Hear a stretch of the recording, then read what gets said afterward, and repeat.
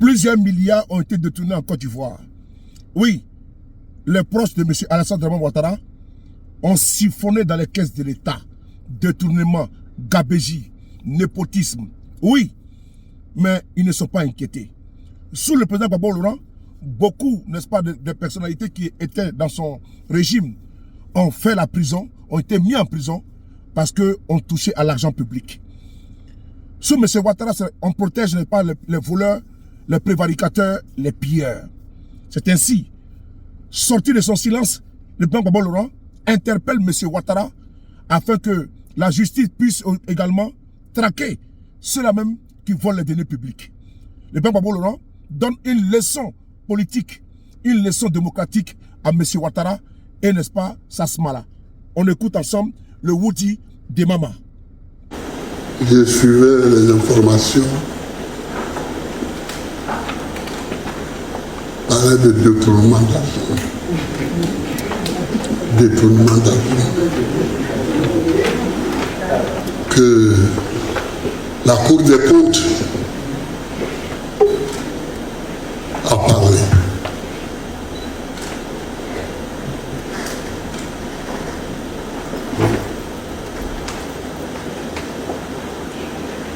De détournement d'argent. Sur la canne aussi. Là, je ne sais pas s'il faut dire détournement d'argent ou détournement de billets. On a parlé aussi. Vous savez, nous, on a gouverné. Moi, j'ai été chef d'État pendant 10 ans. Et je regarde le pays. Oui, les Ivoiriens sont frileux devant l'argent. Ils sont friands d'argent.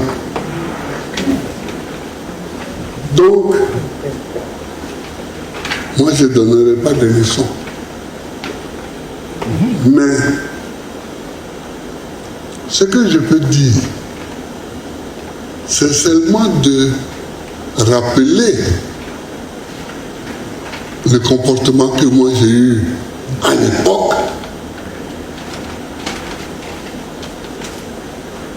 quand on parlait de détournement d'argent autour de moi, partout. Pour le café cacao,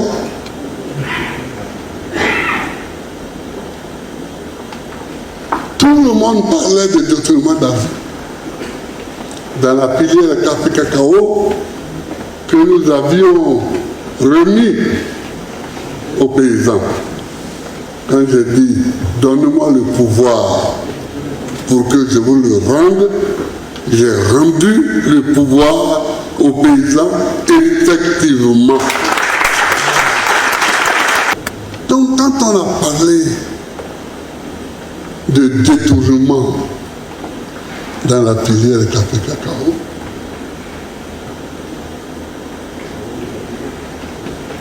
je ne veux pas accuser ceux qui sont là, mais je veux leur dire ce que j'ai fait à mon temps. J'ai pris ma plume et j'ai écrit au procureur. La lettre existe, elle est sur les journaux et elle est sur le journal officiel et elle est à la présidence, dans les archives de la présidence. J'ai dit au procureur de la République, on parle beaucoup de malversation dans la filière café cacao. Enquêter pour savoir si c'est vrai ou faux. Mais si vous enquêtez, que vous pensez qu'il y a de quoi poursuivre, alors poursuivez. C'est tout. Et il a enquêté et il a poursuivi. il a poursuivi. Et des gens qui étaient très proches de moi sont allés en prison. Parce qu'ils n'ont pas fait ce que je leur disais de faire. Ils ont fait ce que leur poche leur disait de faire. Bon, ils sont allés en prison. Donc, je peux rappeler ça à nos amis qui sont au pouvoir aujourd'hui pour leur dire, c'est comme ça qu'on fait. En fait, c'est une solution. C'est une des solutions. On demande au procureur de faire son travail.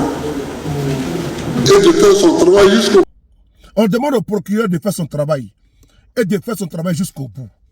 C'est ça, n'est-ce pas, la clarification. Mais M. Ouattara n'est pas dans cette disposition. Mieux, M. Ouattara protège, n'est-ce pas, ses voleurs, ses prévaricateurs. On a vu avec le dossier de le DG du Fer, l'ex-DG du Fer, Lassina Diaby. Les cas sont légion. La Cour des comptes a fait un rapport accablant, des milliards.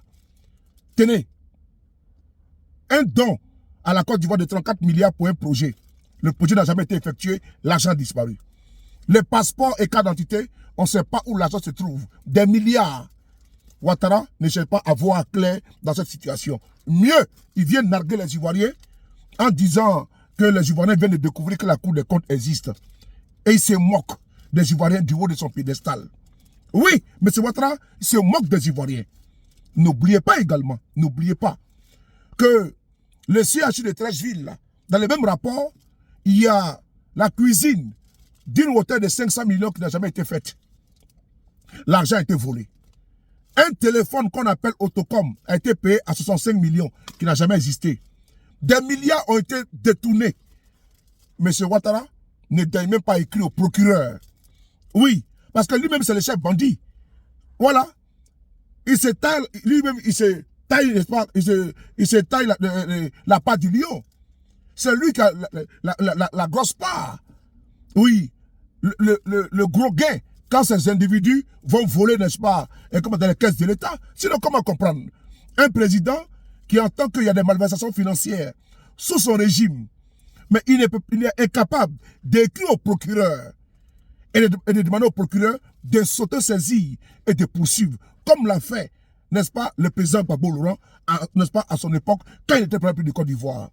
Oui, M. Ouattara, aujourd'hui, ne pas écrire au procureur parce que ces personnes-là sont ses complices.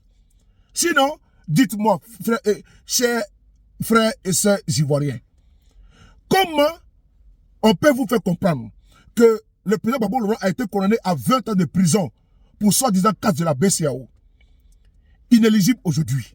Comment on peut vous faire comprendre que Guillaume Kibafori Soro, l'ex-premier ministre de Côte d'Ivoire, a reçu d'une maison de 1 milliard et quelques? Il a été condamné à 20 ans de prison et également inéligible.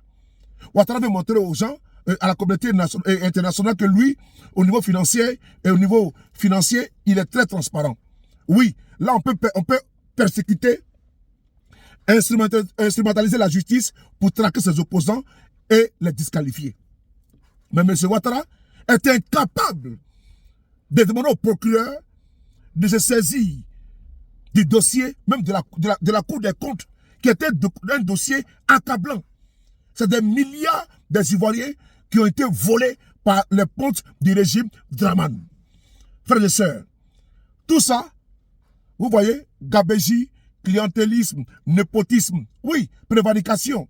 Ceux qui sont à la tête de notre pays, la Côte d'Ivoire, sont des commerçants. Dans toutes les filières, ils y sont. Les appels d'offres, ils y sont. Oui, c'est eux-mêmes qui créent encore des entreprises pour remporter encore les appels d'offres. N'oubliez pas également, même dans les transports, ils y sont. Dans les ménages, ils y sont. Sécurité, ils y sont. Oui, ceux qui sont à la tête de la Côte d'Ivoire sont des hommes d'affaires, sont des businessmen. La Côte d'Ivoire, pour eux, est une entreprise. Donc, ils se remplissent, n'est-ce pas, plein la poche. Mais tout ça prendra fin parce que le peuple de Côte d'Ivoire finira un jour par se réveiller. À bas les voleurs de la Côte d'Ivoire, à bas les prévaricateurs, à bas les RADP, à bas Draman et sa clique.